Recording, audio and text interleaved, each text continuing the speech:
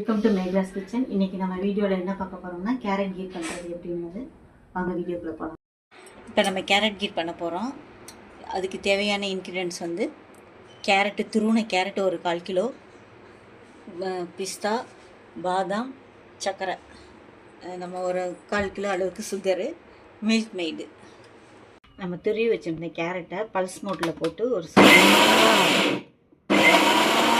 கேரட்டை வேக வைக்கிறதுக்கு ஒரு 1/2 லிட்டர் ஃபுட் க்ரீம் மில்க் எடுத்திருக்கேன். இப்போ அதை வந்து காய்ச்சிக்கலாம்.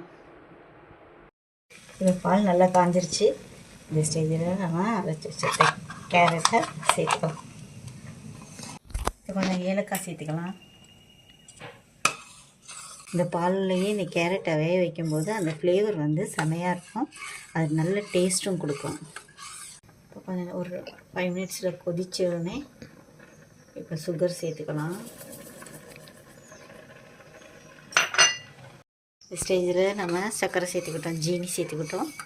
இப்போ இந்த ஜீனி கரையட்டும். இப்போ மில்க் மேட் கொஞ்சம் ஆட் பண்ணிக்குவோம்.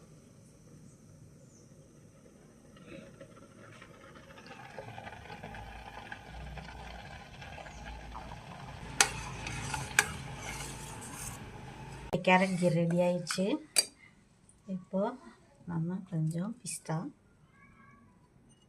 நறுக்கி வச்ச பாதாம் இதெல்லாம் போட்டு ஸ்டவ் ஆஃப் பண்ணிவிட்டு நம்ம ஃப்ரிட்ஜில் வச்சும் குடிக்கலாம். சூடாக வேணுனாலும் சாப்பிடலாம். ஆனால் ஃப்ரிட்ஜில் வச்சு குடித்தாதான் அதோட டேஸ்ட்டு வேறு லெவலில் இருக்கும்.